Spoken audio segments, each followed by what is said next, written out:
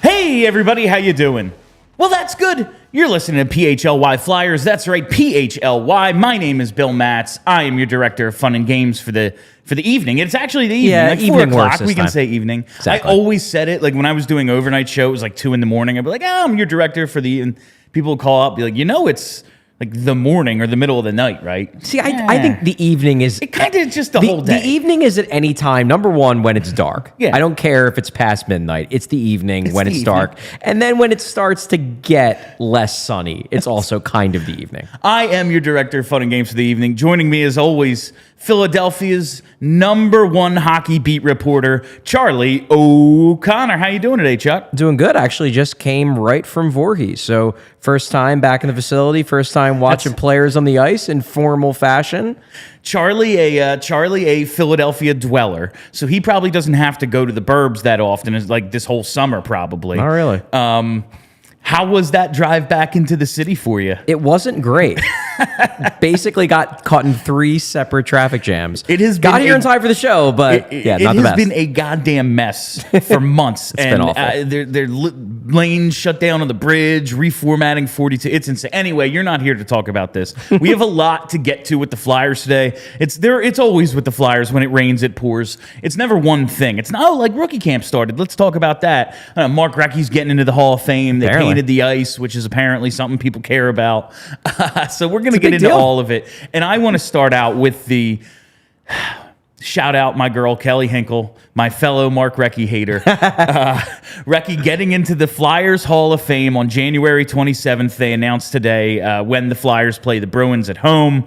And I got to say, this is actually great news because they did not announce his numbers being retired, which is what I have been afraid of since he got into the actual Hockey Hall of Fame. Because all of their Hall of Famers, their numbers are in the rafters. You're right. And oh man, I don't know why I have this. It's like my Senators thing. It's just something dumb I'm never gonna get over, and I just don't like Mark. Like he seems like a fine guy. He was an excellent hockey player, but the fact that I think he has 3 rings. None with the Flyers. Yeah, none of them are here, even though this is by far the place he spent the longest time, 2 different tenures. He frustrates me, and I take it out on him. Single season record for most points as a Flyer. He's got the numbers, certainly has the numbers. He's an awesome player. If they did retire his number, there's not like a real argument against it. Yeah. It's just he didn't, like, I don't know. I don't think of him as a Flyer. He's just a mercenary to me who happened to be here a couple of times, even though he's one of the most prolific Flyers ever. I think it's fair. I think there's a fair argument to be made that even though Mark Recchi spent a ton of time as a Flyer, has great stats as a Flyer, that he doesn't qualify as a Flyer in the same way that, for example, one of the other people who was nominated for the Hall of Fame did not get in this time. Like, I think of Simone Gagne as a Flyer. He's Absolutely. A Flyer. Won somewhere else. Yeah, he won a cup somewhere else. Exactly. He's a Flyer. Yeah, that's who he Recchi is. did a lot of things. He played in a lot of places, and maybe he had his best seasons. Although I'd have to go back and see how he actually played in Pittsburgh, because I think he had some really good seasons there too. But and had some good seasons in Montreal. But like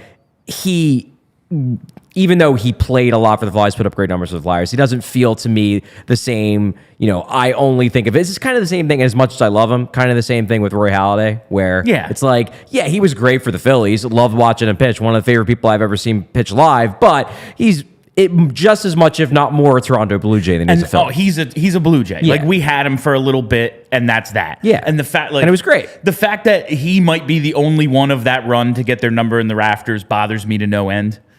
Oh, they're going to retire everyone's number on that wonder. Team. I wonder. Oh, they're going to retire them all. They only so far have retired Hall of Famers other than Dick Allen, and they thought he was getting in, and then he didn't. Fair. But I would be shocked. And I find that so cowardly. I know we're here to talk about the Flyers, and we're going to do it. We have a show today and a show tomorrow. Talk plenty about the Flyers, but I'm just rambling about this. I find it so cowardly when organizations say, hey, a bunch of writers from around the country who decide on the Hall of Fame, you get to choose who our retired numbers are. You didn't watch Chase Utley every day, but if he doesn't get in the Hall, I guess we're not going to retire him, even though he's the most beloved player in franchise history. Yeah, but a bunch of guys in St. Louis and L.A. didn't vote for him, so we can't retire his number. They didn't watch him ever, except for the L.A. did. Yeah, L.A. did a couple of times. Yeah, it's just it boggles my mind. Anyway, Mark Recchi, congrats. At least in not retiring his number. Shout out Kelly. I'm thinking about you. Congrats, Mark Recchi. Yeah, congrats, Mark Congrats Recchi. to Mark Recchi. I'm thinking about you today, Kelly. The other little piece of news before we get into all the rookie camp stuff. The double logo's back, brought the double logo back. And this is, this is one of those things that sometimes I can make fun of Flyers fans for caring so much about dumb stuff like this, and then people on Twitter are like, you're condescending to Flyers fans. I'm just like, I find caring about this much dumb, but I will say, one, it does look way better. It's way better looking. It's a return to what was Ed Snyder's preference. He did not want the red line cutting the logo in half. He wanted the logo on each side of the center ice, which I agree, looks much better, especially when you don't have like the Phantoms logo. If you cut that in half, okay, because it's symmetrical. Yeah, and also the Phantoms logo is whatever. It's not iconic like the Flyers logo. When you have a symmetrical logo, But when it's the Flyer, it just looks weird to me. But they're returning to the way it was, and the reaction to this has been phenomenal. People are actually excited, which makes me, as much as I don't think it's a big deal, it's a big deal to other people, it's a big deal. That's the big thing where, to me, these sorts of things have never been and are not that big of a deal. But that's the thing. There's two groups of people here. There's the group of people who are just like, whatever, sure, it looks cool, I guess. And then there's the group of people that are really, really excited. No one's mad about this. No.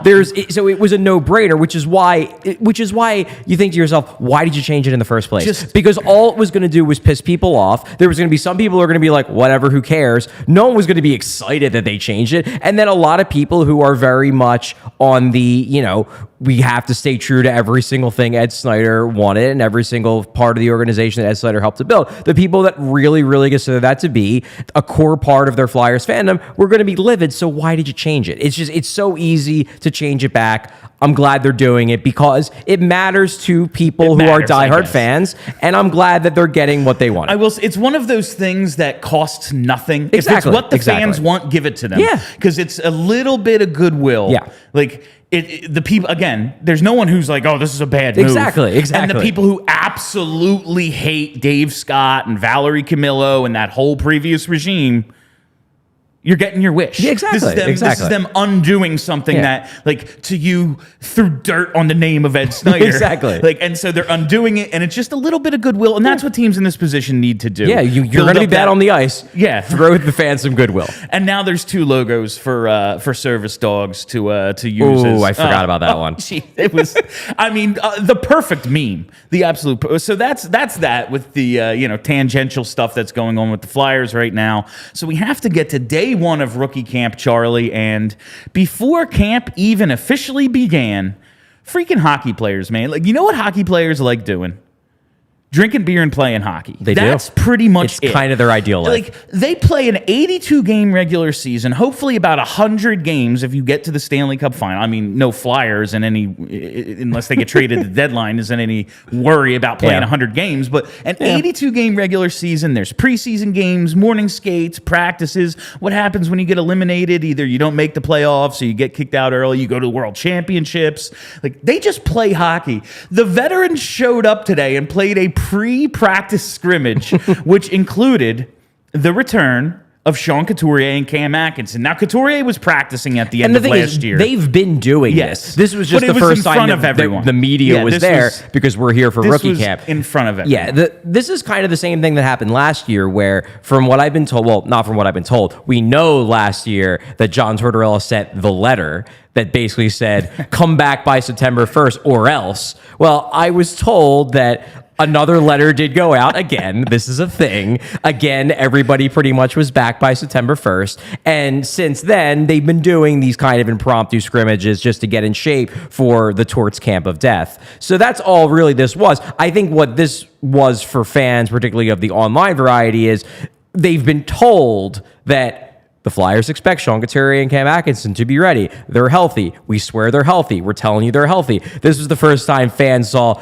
visual and video evidence that, yes, these people have not gone the way of Ryan Ellis. Yeah, the Flyers, they can still play hockey. The Flyers expect Ryan Ellis and Nolan Patrick back at some point, too. And it was like, okay, it didn't happen. Yeah, there's a lot. There's not much faith here. No, as much as we talked yesterday, like, part of believing in the rebuild is trusting the organization, and I laughed. Like, I listened back, and like I had a well-timed laugh there. But it is a new organization, and I guess we do have to give them that clean slate. But this is like the balance of fandom where the organization gets blamed for the sins of the past because the logo is the same. Yeah, exactly. Like, we have this, the Phillies are going to blow it. And it's like, what does Bryce Harper have to do with 1964? But we carry all that in our heads. Like, no, it's not your career. It's the entirety. And the entirety of the Flyers, at least for the last decade or so, is dudes just disappear. And it looks like they're back. Couturier, man, I forgot he missed basically two. Like, I was like, he played like half. He played 29 games in 2021-22 and missed all of last season, as we know. He has not played since December 18th, 2021. It's pretty crazy. And Cam Atkinson, he missed the final 9 games of that season, and then again missed all of last year. Hasn't played since April of 2022. This is kind of crazy that they're getting these guys back, and it's like, oh, yeah, everything worked. Yeah, well, we'll see. Everything's worked to the point where they can play. Yeah. Now, really, the big remaining question, assuming they both are able to come back, they both play, they both don't re-injure, whatever was going on there, the big question is, what will they be now? Because Cam Atkinson is 34 years old, Sean Couturier is 31. This is already the age for both guys where both these guys would be tailing off a bit, aren't the same guys they used to be. Now they're both in their 30s and coming off major injuries. So while I personally, because number one, I have to watch this team regardless. I'd like to watch good hockey players because that's fun. I would very much like, especially if Sean Couturier can come back pretty darn close to what he was pre-injury, because he was one of my favorite players in the NHL to watch because of all the little details of his game, all the things he does well, all the things that you pick up watching him in person that you don't necessarily notice on television. So I want to see him, especially. I obviously want to see Cam Atkinson come back healthy too, but we have no idea what these guys are going to be like. I mean, Sean Couturier was a borderline 1C before this injury. He might be a second-line center. He might be a third-line center. Cam Atkinson might just not be able to keep up the play anymore at age 34. Like, we don't know. So these guys, number one, have to prove they can play, but number two, they have to prove they can play at some level close to where they were before these injuries. I just love, like, I think about this all the time now because I turned 35 in like 2 weeks. Happy birthday. Early birthday. Yeah, it's whatever. But like I think of the tweet from it was like a couple of years ago probably at this point, but it's like, look at him out there. Miracle. 34 years old, the oldest man in the league. Oldest player in the league. Hey, you're like, I got my whole life ahead of me. I'm like only halfway, maybe a third, hopefully. And it's like, no, it's over. But that's kind of what I wanted to get to, because we talked a little yesterday about how this team isn't going to tank, but we expect them to be bad. And it's good that they're bad right now. We want them in the top 5 of the draft. How do you think 31-year-old Couturier coming back from back surgery, 34-year-old Atkinson coming back from neck surgery are going to maybe impact the rebuild? I don't worry as much about Atkinson, because to me, Atkinson, even pre-injury, he was more of he scores goals, but he doesn't win you games. Yeah, he's a nice piece. He's a guy who can be part of a really good team, but he's not moving the needle dramatically. Couturier, is a needle mover. Now, he's not going to turn you by himself into a cup contender. Like, let's not get ahead of ourselves here. You could go from 4 to 10. Yeah. Oh, absolutely. You can make a 6-7 point boost because you have Sean Couturier. Because the thing with Couturier is that not only, like, Atkinson's a guy where he's going to get his points. If he's close to what he was before, he's going to get his points, he's going to get his goals. Sean Couturier isn't just going to get his goals and his points. Sean Couturier is going to make the players around him better and take away goals from the other team. Exactly. And the positive of Couturier coming back, if he's close to what he was, and this is the thing I'm the most hopeful about, is that I think he could help the development of some of the younger players. We've talked about the idea of, put Couturier about Konechny, that'd be great. And honestly, it probably will be if Couturier is healthy because they've worked well together. But I'd love to see what Couturier can do with Owen Tippett. I'd like to see what Couturier can do with Tyson Forrester. Like, those are the types of things. Because you were asking a lot of these young wingers that are still developing, you were asking them to develop in the NHL with, and I really like them, but with Noah Cates, with Morgan Frost as your centers. Like, there's a big difference between those guys who are still learning how to do everything at the NHL level and developing alongside Sean Couturier, who can do all of the difficult things so you can go out there and focus on achieving your ceiling as a player. So to me, yes, you might get hurt a little bit because Couturier might get you a few extra wins and maybe that hurts you in the draft a little bit. But you might make up for that by the fact that his presence will make it better, a better developmental environment for the players that you need to develop if you want to turn this around quicker than as quick as people want it to turn around. And also in the 45 minutes he's not on the ice in any given game, look at the look at that defense out there. Yeah. But I will, in terms of just helping guys develop, just the idea, we're slotting Noah Cates in as I guess the 2C or the 3C. Sean Couturier light. Yeah. And it's how it seems to me it'll be a lot easier to learn that role with Sean Couturier on the bench next to you. Like, you look at the iPad together. Yeah. And it's not just, okay, we'll watch some film of Sean and this is what we want you to do. It's, no, you guys are the 1 and 2C basically, probably. Yeah. And you go from there. I can only see it as a good thing. That said, and we got a Twitter question today from our old pal Adam Bortz. I didn't have time to send it as a graphic, but he asked, who should be the most motivated to elevate their stats to become a trade candidate at or before the deadline? He's thinking Cam Atkinson.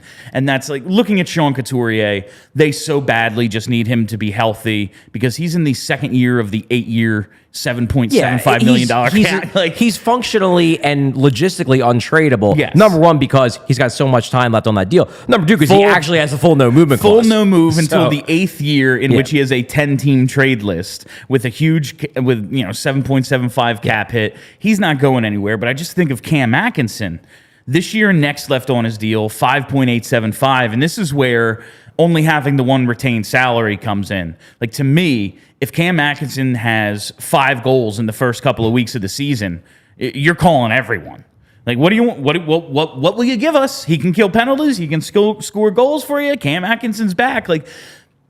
This is a dude who I do not expect to be here by the end of the season. Yeah, I think, and my guess as to how this will work, because I've thought about the possibility of Cam Atkinson potentially being traded, and the way I think it's going to ultimately work is, number one, he has to show he can stay healthy. Number two, he has to show he's still useful. Number three, and I think this is because Briere and Jonesy, they want to build an organization where they take care of their players, and there's such an existing respect there between Tortorella and Atkinson that they're not going to do him wrong. So I think what'll probably happen is, if Atkinson can play and can play pretty well, they're gonna give him maybe a month and a half, 2 months of showing 2 weeks, yes. Yeah, was but a few months to convince other teams, and then Torts will probably call Cam Atkinson into his office and be like, Cam, let's have a conversation here. You know where we're at as an organization. You have a year and a half left on your deal. Do you want to stay a part of this team? Because if you do, we'll keep you. If you want to be here, if that's your thing, we're not going to trade you away because we feel like we have to. But if you want to go chase down a cup, you haven't won one yet, you're 34 years old, would you be open to a trade? And if he says yes, which, look, I don't know Cam Atkinson personally. I've interviewed him. I think he's a guy who would love to win. I think he would probably say yes, but I don't think it's something that would be done without his consent, without him saying, yes, look for a new place for me because I want to try to get a ring. I would have to imagine who would want to be on a bad team? Yeah, if you have could a choice. go to a good team, who would want to be on a not purposefully, but a team that's not looking to get better in any way? You know, you're not going to be celebrating a ton of wins. I have to believe one of the most fun things about being a professional athlete is celebrating a win, and they're not going to do that a lot. I mean, it's a fun thing when you're just playing pickup games. Yeah. Cashing the checks is probably really fun, but he gets to do that no matter what. Yeah. Winning, probably a lot of fun. Sean Couturier, I know he said, I want to, and a lot of guys have said this. Travis Sanheim signed the contract. I think TK has said it, but it's like they want to stick around and be quote unquote part of the solution. If you could give Sean Couturier some truth serum, would he unsign that contract if he could? Probably, because I'm sure. Although with the injury, he does have some. Now he wouldn't, because he'd be like, "I want that money. I would never get that kind of money if it hit the open market." This is why you signed the contract. Exactly. But if we're talking purely of would I commit to the Flyers? No, because when he signed that contract, the Flyers, at least internally, maybe not the fans, but internally in the organization, they still thought they could turn it around. Couturier thought he was signing up to be part of a good team for the next 8 years. These people are morons. Well, that doesn't look like it's going to happen. That said, I think with Couturier, I think they would have a conversation with him. Again, this is the caveat of he has to prove he's healthy, he has to prove he's still useful. But the thing with Couturier is, number one, I do think he really does like it here. I think he does feel a genuine connection with the organization. They drafted him. I mean, we talked about when he signed that contract that he might end his career with the most games played in Flyers history if he plays the length of the contract. Now, with the injuries, we'll see. But it was possible, and I think Couturier really, that was important to him. It was important to him to position himself to be kind of a Flyers legend. And there is a scenario here. A best case scenario, really probably for everyone, is Couturier comes back. He's healthy. He plays well. Maybe there's a bit of a drop off, but it's not dramatic. And he might start thinking to himself, you know what? I'm under contract through the rest of this decade.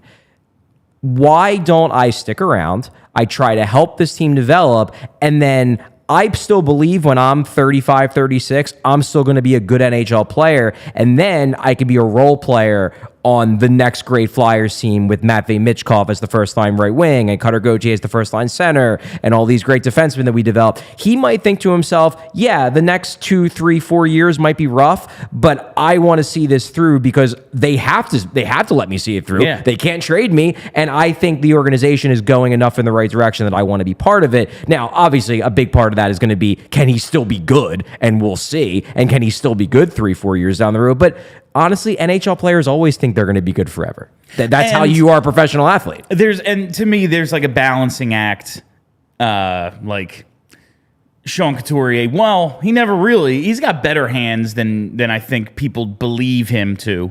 But it's never been like his high-end skill, or definitely not his speed. So like if he loses a step, well, he didn't have a step to begin with. It is his IQ, it's his positioning, it's knowing how to play hockey.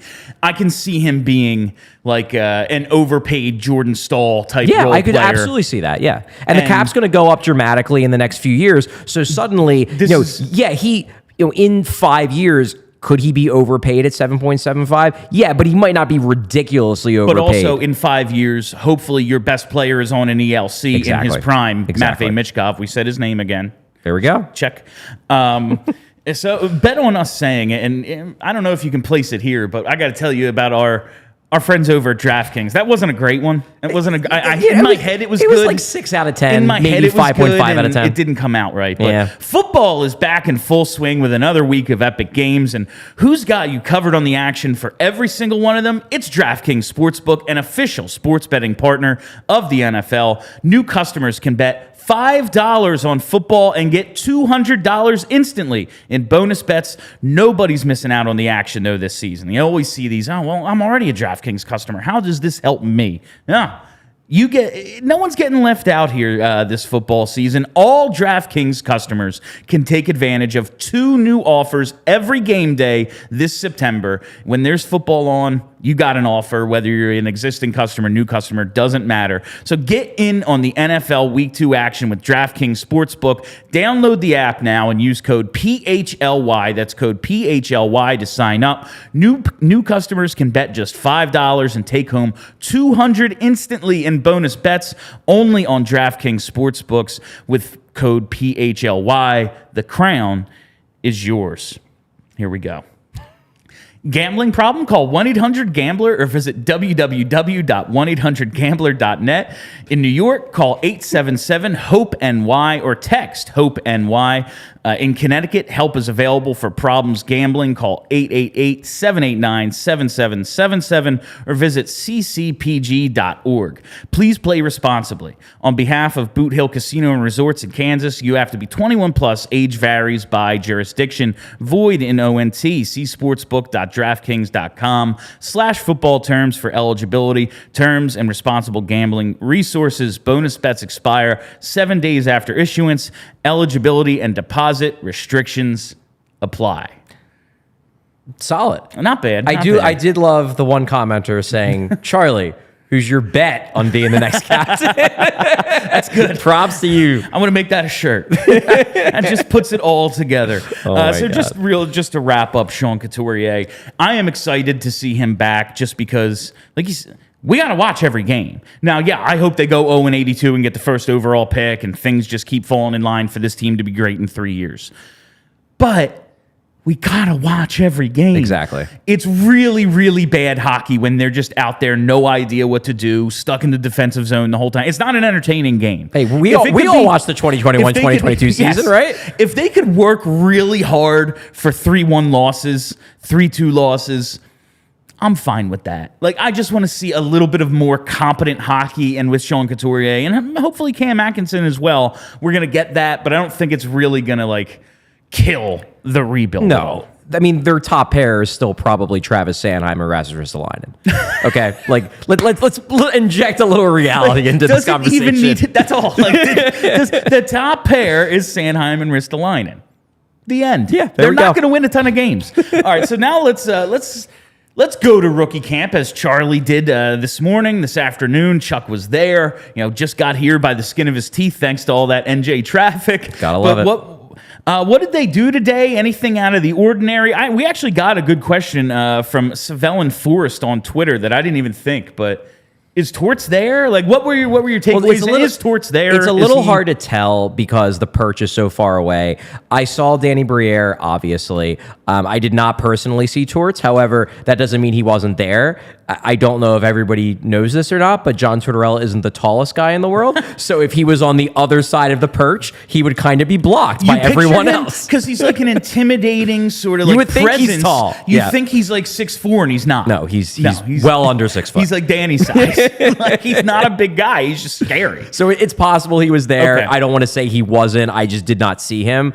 My guess is that he's around. If he wasn't on the perch, he's probably here in some form or another. Especially, I don't know if he'll go up to the rookie game. My guess is he won't, but he'll probably be there at least for next week, I would think. But yeah, the rookie camp, I would say the first day was pretty quiet. The sessions were short. I think they started at around 11:30. They were done by around 12:30. They only had the one session.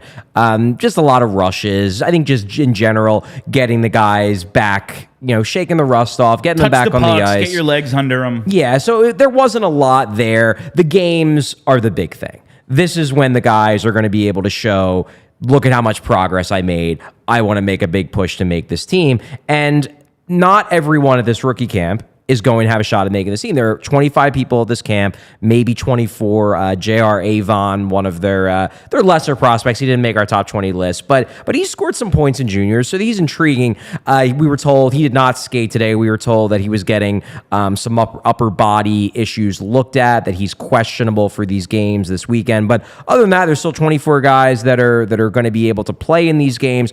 Out of those, there's only a select few that actually have even a snowball's chance of making the team, and those are the guys obviously we're going to focus on the most. Yeah, and that's we put together this graphic here. You've broken them down into some categories. You have the long shots, Bobby Brink and LJ Grans. LJ Grans, there you go. The truly battling for spots, Elliot Desnoyers, Emile Andre, and Adam Ginning. You said Ginning yesterday, and that's the first time I ever heard it not Ginning. I didn't. It's just how I say it in my head. It's supposed to be Ginning, but we specifically asked. We specifically asked him at development camp, "How do you want it to be called?" And he said Ginning because I guess he just doesn't want. Y'all are idiots. Yeah, he doesn't want all the North Americans to screw it up constantly. Yeah. It's like it's supposed to be Provorov, and he was like, "Nah, it's Provorov. Yeah, just call me Provorov. Don't please don't. Exactly. Don't even try." And then there's the favorite to make the team, who we've spent a lot of time on the last couple of days, Tyson Forster, who. Maybe he has a situation like Cam York where he has a bad camp and they can't give him the job because like the coach can't come out and yell about accountability for a year, and then go, yeah, guys sucked. Here's a roster spot. But we assume because of what we saw from him last year, he's going to make the team. But there's a lot of guys we haven't spent a ton of time talking about, even though we've done mostly rookie camp stuff the last couple of days, looking at the prospects, the top 20, and one of them on that list actually battling for a spot, Elliot Desnoyers. He actually did get a call up last year. He played 4 NHL games. I don't think he scored, but he looked pretty good. I believe I remember. And in the AHL rookie season, age 2021, 44 points, 23 goals in 65 games. Pretty good. Where do you see him possibly fitting in with this team if he is going to make it? Like you said, he's battling for a spot. Well, I think for him, number one, Ian LaPerriere loves him. The organization loves him. He's the kind of guy that coaches are just going to gravitate to because he does everything a coach wants you to do. The effort level is super high. His details, like Ian LaPerriere, we talked to him today, and Ian LaPerriere basically said, in terms of details, none of the prospects are closer to being like NHL capable than Elliot Desnoyers. They are very, and this is a guy, you mentioned his point totals and his numbers in the AHL last year. Don't scoff at that because Tyson Forster, we're saying he's probably going to make the team. Tyson Forster, one of the big reasons why everyone's so excited about him is because he's a great shot, because he's going to be a goal scorer. Elliot Desnoyers scored 3 more goals than Tyson Forster did last year on the same team. So Desnoyers got some skill. He knows how to produce points. Now, I'm expecting him, if he hits his ceiling, to be more of a Scott Lawton type, where he can, you can pop him on the second line for a week or two, but ideally he's in your bottom 6. On a great team, he's probably your 4th line center or your 4th line wing, but on a good team, he can be a 3rd liner and be a darn good one for you. So don't expect him to be racking up the points, but this is a guy who, to me, looks like a clear-cut future NHLer, and he's going to find a spot. Now, the big question is, can he find a spot at this camp? Because there's just so much competition for a spot, but I think he's going to be very much in the mix. I think he's going to make it a real tough decision for him. And that's always, like, we saw the juniors' point totals, and they were big, and then he had a nice season as a 20-year-old in the AHL, 21-year-old. And you look at his size, 5'10", 188, like nothing special there. Not small, but not a big guy. So you think you know what kind of player he is just looking at all that. And then I've heard so many times, like, oh, yeah, more of, maybe not a replica of Scott Lawton, but more of the hard-working, does the little things than you would expect based on stat line and size, I guess. Yeah. Well, the thing with him was that, so when he got drafted, the reason why he slipped as far as he did is because he was pushed really far down the lineup at his junior team. And he produced decently well for someone who didn't get, top first line, second line minutes, but he didn't have the counting stats that the guys who were getting taken in the first 3 rounds had. That said, all the scouts that I talked to at that draft basically said that, number one, if you look at his rate stats, they're way better. He just didn't get a lot of ice time. Number 2, this is a guy who will find a way to be an NHLer because he'll run through a wall for the team. He's that type of guy. And he's the kind of guy where I think it was 2 summers ago when I was talking with people in the organization, they were essentially saying that he is constantly asking all of us questions about systems, about the team, about the organization, about what our aims are for this particular play. He is the kind of guy that coaches just love because he thinks like they do. And unless he really just can't hack it physically, it's hard for me to envision a scenario where 2-3 years down the road, he's not part of this Flyers team because I think they're just that high on him. Now, again, not sure if it's going to happen right out of camp, but I think it's going to happen. So I guess because he's another guy battling someone we talked a little about, but not much over the last couple of days, is Adam Ginning.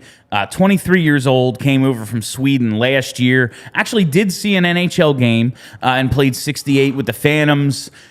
Does he have a legitimate chance? Like, we talked about the defensive depth chart yesterday, and maybe, like, in my head, it's, well, Zamula's going to be the 7 because, or 6, whatever it is. Nick Seeler, there's going to be, a rotation probably, but just based on what the depth chart is, they got 7 guys.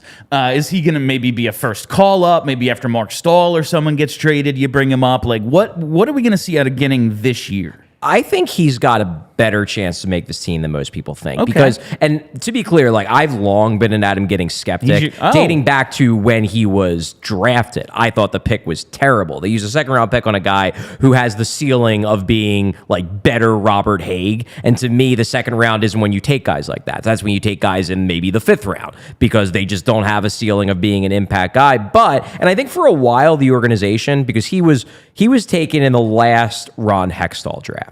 So when the Fletcher regime came in, I think they generally looked at him as a guy who, we'll keep him in the organization, but when we have to sign an entry-level deal, we're just going to let him go because he's not our kind of player. He very much over the last, I'd say, 2 years, I think convinced a lot of people in this organization. And obviously there's some holdovers. Brent Flair is still there and whatnot, but they really, really liked what they saw from him in Lehigh Valley last year. Like, a guy who I liked for a long time, Linus Högberg, that's your guy. Essentially got beat out for his spot in the organization by Ginning. Like, Ginning took his job, and they let Högberg go because it was basically like, okay, well, Linus, like, Ginning does everything you do but better.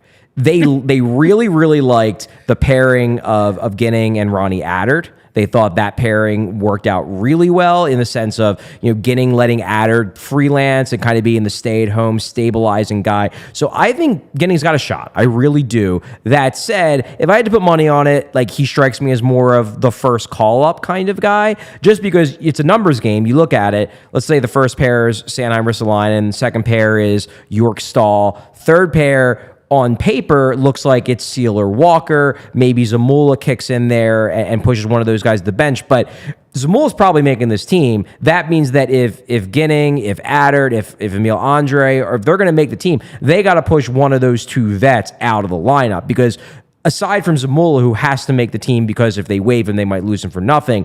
Those guys, they're guys like Attard, Ginning, Andre, they're going to look at it as we'd rather have them playing 20 minutes a night in the minors than serving as the 8th defenseman and barely playing at all. So they have to earn a spot in the lineup to make this team.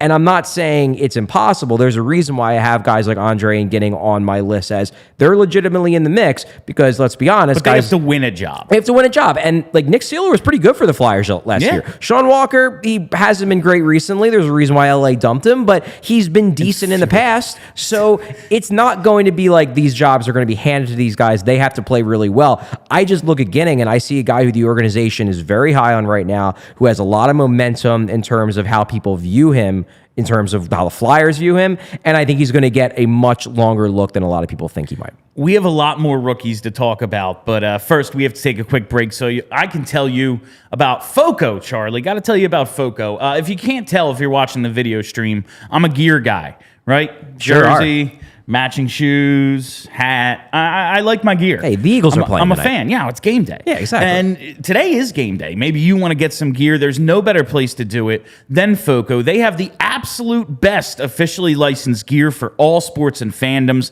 It's football. It's tailgating season.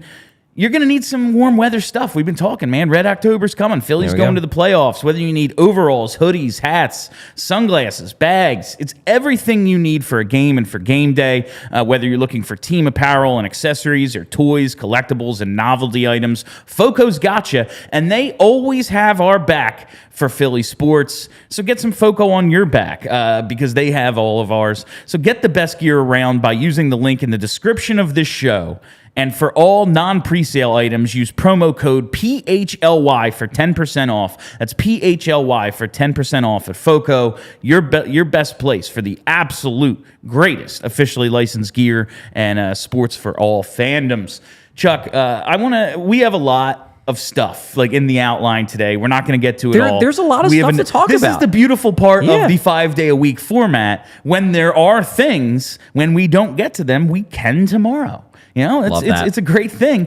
But there are some guys that are at this camp who didn't really make your list. And it's not a shock. I'm not like criticizing your list. You're probably right. You know way more about this than me. But it's just Bill. names that we like have come to know. And I just want to know your thoughts on them. I actually saw a comment from it's right at the top now asking about Zade Wisdom, the ceiling on Zade Wisdom. And I want to start with him because he turned 21 just a couple of months ago, and I forgot his rookie season was the weird year where I don't think there was he couldn't go to the OHL. It was 2021. It was the year that started in January. So his age 19 season, he started with the Phantoms because there was no OHL at the time. He scored 6 goals and 9 points in his first 8 AHL games, and I'm a hype guy. And Wayne Simmons, like when the Flyers drafted Wisdom, tweeted, and I love Wayne. He's like, Philly's gonna love this dude. Well, bring him up. They couldn't score a goal at the time. I was like 8 games in, don't care. Bring up the 19-year-old. And since then, hasn't really done a ton in terms of like productivity. He went back to the OHL in 2021-22. Then last year returned to the Phantoms. He scored 3 goals in 45 games in the AHL. Ended up seeing time in the ECHL. Yeah.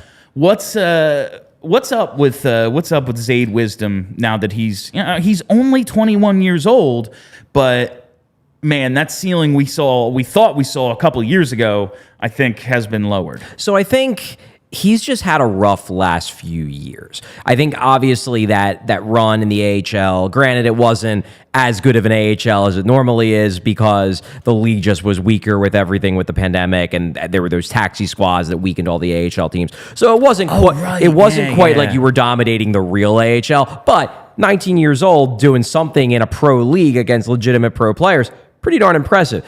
Really what's happened to him over the last couple of years, I think the first thing that hurt him was his entire 2021-2022 season got messed up because he had shoulder surgery at the start. So it all got messed up. You know, it was, well, maybe we'll have him in the AHL. Then they decided, no, we'll send him back to the OHL. He didn't do that great.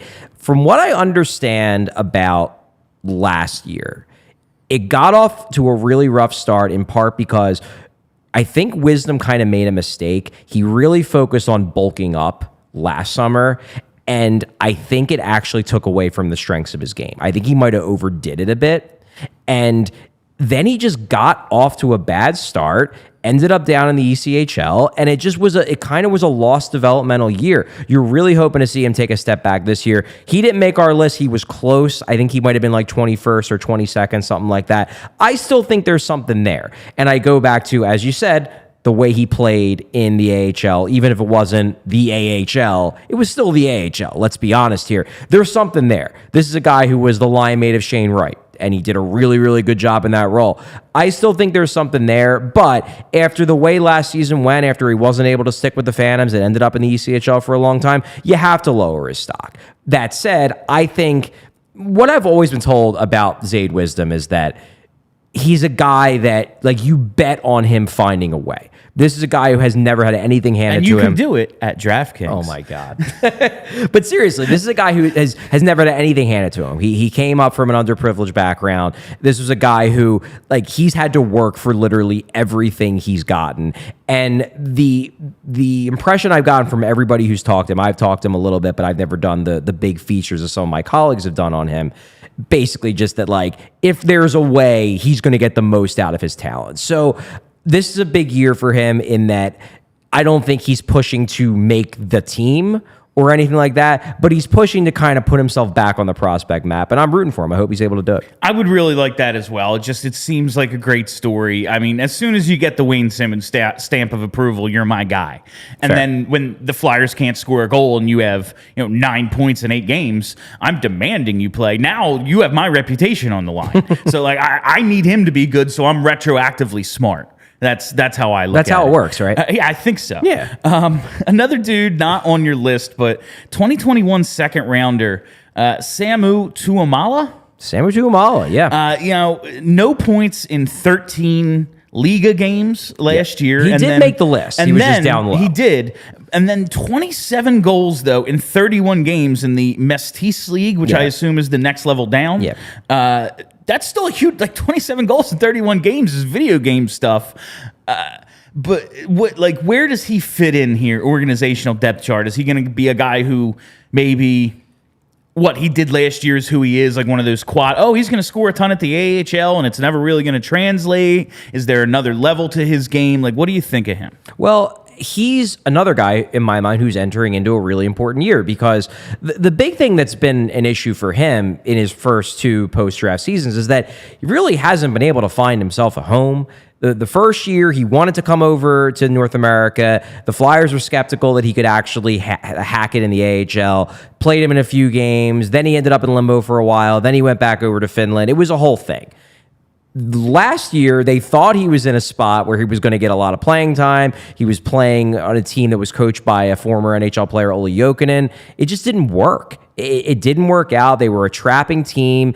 Tuomaala's best skill is his speed. He's a shooter. It just didn't work stylistically, and I think it really threw him off from a confidence standpoint. And suddenly you got a guy, a second-round pick, who's had 2 straight really lost developmental years. Well, this year, he's coming over to North America. He's staying in North America. He's going to be a Phantom. So what you're going to see is now you're going to see a guy who is under the Flyers' watchful eye. They have full control over his entire development, and they have full control over, kind of pushing him to play the way they want him to play.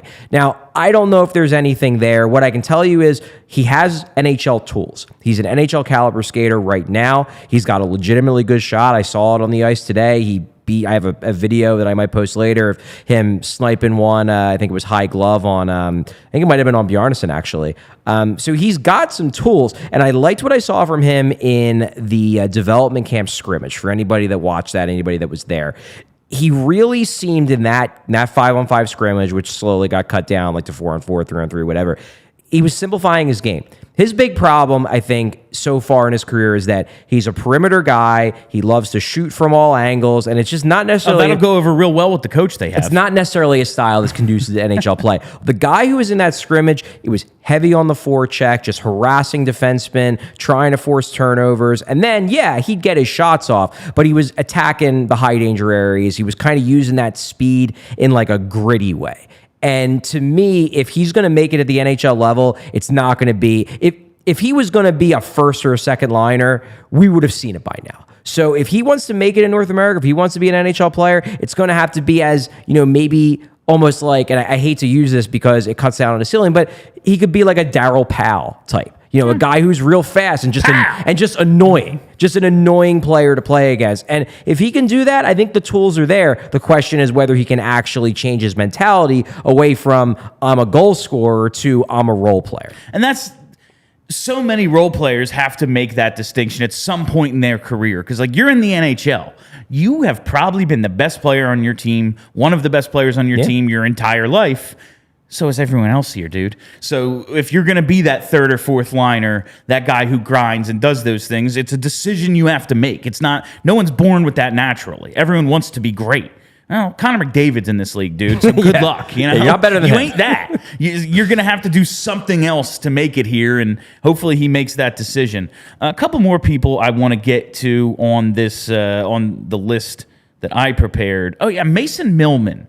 2019 4th rounder, only 2019 draft pick, only 22 years old, seems wild to me. He was young for his draft year. He bounced between Lehigh Valley and Reading the last few seasons. He was part of that the draft where everyone had alliteration, everyone's first and last name started with the same letter. Love that. But Mason Millman, just a guy I've tried to keep an eye on, and 4th round pick. Some make it, some don't, but he's here at the rookie camp. Yeah, Millman's a guy, obviously he's here at the rookie camp. He's on an entry-level contract, so you're going to invite him. He's a guy where I think he needs to have a huge year, because I'm just looking at the way his development's gone. I'm getting to the point where I'm skeptical if he's actually going to get another contract with this organization. I liked the pick when they made it. He had 1+ tool, and that 1+ tool was he was a really good skater. He was maybe the most rail-thin prospect of those early development camps. He had literally no muscle on him at all, but he could skate. and you get me a defenseman that can skate, maybe you can mold him into something. So far, it just hasn't worked out. That said, he's got one more year on his entry-level deal. He could still change the narrative surrounding his career. And this is his chance. Last year, as you said, he's bounced back and forth between the AHL and the ECHL. He's probably more of an ECHL player at the moment than he is an AHL player, but you never know. And granted, I know it ultimately didn't play out for him, but look at that. Who was the guy? I'm blanking. The guy who they signed basically straight out of the ECHL. He got traded recently. The guy who made the team last year because they loved him. Yeah, that guy. You can turn your career around quick if you really, if the skill's there and you find a way to make it click. I'm very skeptical that Mason Millman will make it click, but you never know. So only 2 goalies at this rookie camp. One of them a camp invite, Nolan Meyer, but 2023 second rounder Carson Bjarnason. You see anything out of him today? You said it was a lot of rush stuff. It was just kind of guys shaking off the rust. Is there anything to what you saw from him today? Because they took him pretty high. Yeah, it's funny. When I really do try to focus in these rookie camps, particularly development camp, but rookie camp also to a degree, it's really hard for me to judge goalies. Because I don't know the interest in Hayden Hodgson. There we go. That's who I was thinking of. That's the one. Boom. Good job, Joshua Katz. Thank you very much. I think YGL Hockey got it first, actually. Oh, yeah, it's right there. Okay, Yep. There we go. But everybody wins. I just don't know the intricacies of the position to the point where I can evaluate Carson Bjarnason and how he looks in a practice. At least in a game, you can judge a guy based on the goals he gives up and the big saves. But he's a guy where he's definitely going back to juniors. He's hopefully going to be playing for a slightly better Brandon Wheat Kings team than the one he played for last year, which was atrocious defensively. And hopefully as that team gets better, hopefully his numbers start to look better, and hopefully he starts to establish himself as one of the better Canadian goalie prospects. He was the first Canadian goalie taken in this draft. So that tells me that he has a chance to potentially be a national team guy for them in World Juniors, which will give him an opportunity to play for a good team, even if it's not in Brandon. So we'll see. He's more of a project, but he's a guy, just keep an eye on it and see how those numbers look as hopefully his junior team gets better. Charlie, it's 4:51 p.m. Is it? You know what that means? It's almost game time, which is huge because, man, buying tickets to your favorite events shouldn't be stressful. Game Time is the fast and easy way to buy tickets for all the sports, music, comedy, and theater near you. With killer deals on last-minute tickets and their best price guarantee, you can stop stressing over the tickets and start getting hyped for the fun you'll have. You can get Eagles tickets right now, Game Time. You can still make the decision. I'm going to see the home opener. It's probably going to be some sort of NFC Champions banner unveiling. They're going to beat the hell out of the Vikings yet again because that's what they do. That's what they do at the Link is beat up the Vikings. I just can't come up with any reason not to log into Game Time right now and get some Eagles tickets for tonight because it is the place for last-minute ticket deals. Forget planning months in advance. Game Time has deals on tickets right up to the day of the event. That's tonight. What do you know? Get exclusive flash deals on tickets for football, basketball, baseball, concerts, comedy, theater, and more. The Game Time guarantee means you'll always get the best price. If you find tickets in the same section and row for less, Game Time will credit you 110% of the difference. You'll make money on the transaction if you find tickets cheaper. That's how optimistic they are. Confident? Confident. That's the word. That's how confident they are. I try to help a little bit. That they have the absolute best deals. So snag the tickets without the stress with Game Time. Download the Game Time app, create an account, and use code PHLY for $20 off your first purchase. Terms apply. Again, create an account and redeem code PHLY for your first for $20 off your first purchase at Game Time. Download Game Time today. Last minute tickets, lowest prices, guaranteed.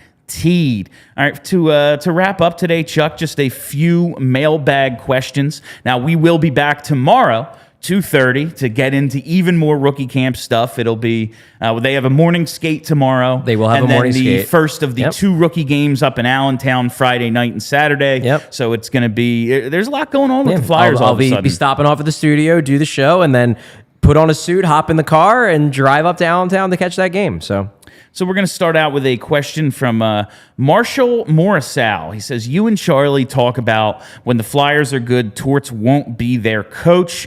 Who do you think or want that to be? Do you have a name? Yes. I mean, I have a name who I would love it to be, but it's a name that I do not think would ever be the coach. Yeah, I mean, I want it to be Deion Sanders. Coach Prime? Yeah, I want Coach Prime personally. But no, I mean, I would love, but they don't seem to run their AHL team like this. Like the next young up-and-coming guy. Yeah. I'll tell you who I don't want. Another Tortorella. And I don't mean personality-wise. I just mean someone whose name I know right now. That's Fair. what I don't want. That's fair. Now, maybe, like, listen, maybe a great coach will become available, and it's like, well, we had to, you know?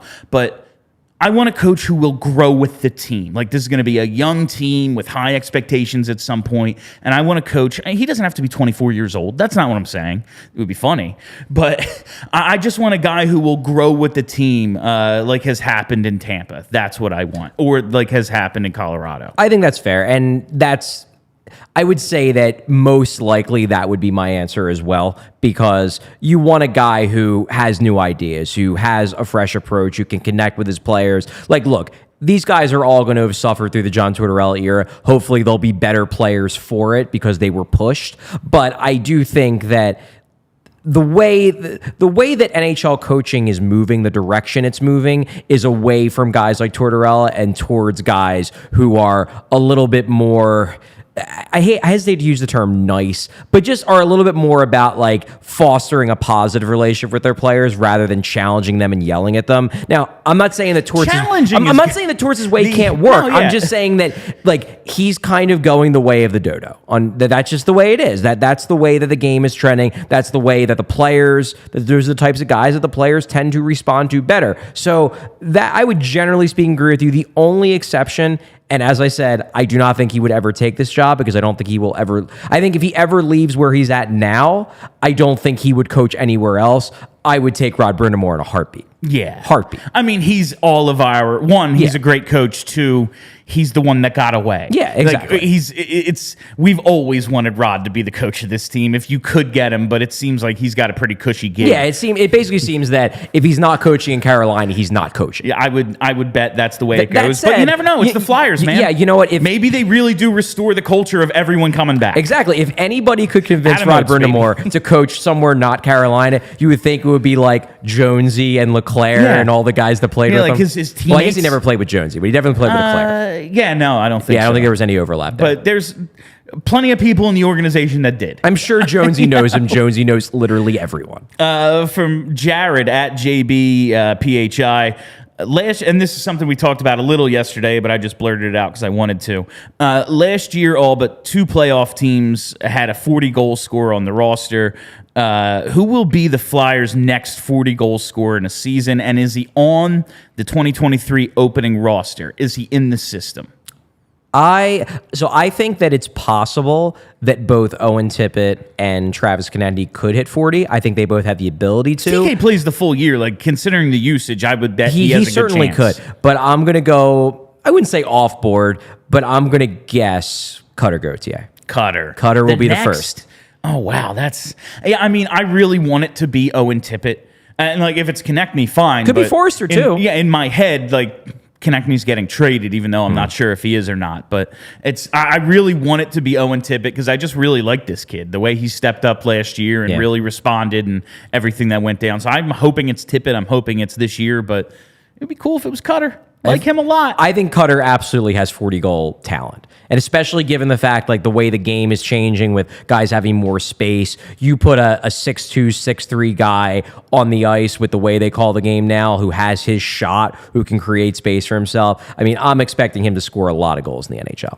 Finally, at SoundFlyer14, if this podcast could be a certain variety of sandwich made at Wawa, which one would it be? Do you have a go-to Wawa order? You know, it's funny because you're like a healthy guy. Look at you. No, I love Wawa. The problem is that I haven't lived near a Wawa in a while. Yeah. I used to live near the one, this was years ago, I used to live near the one right close to the art museum, and I used to go there all the time, but it's been a while since I've lived close to there.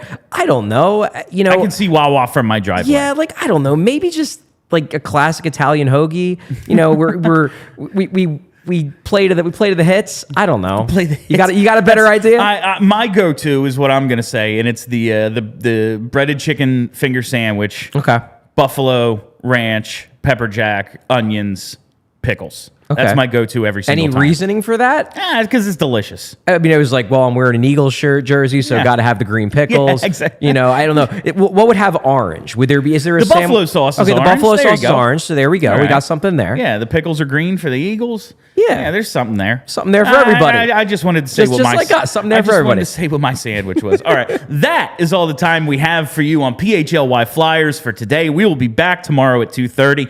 Hope to see you then. Thank you all for listening. Thank you for hanging out. If you haven't already, hit that subscribe button. Like, subscribe, set your notifications, all that stuff, so you never miss an episode of Charlie and I talking Flyers. That'll do it for us. Have a great week, Philly. We all silly like the mayor.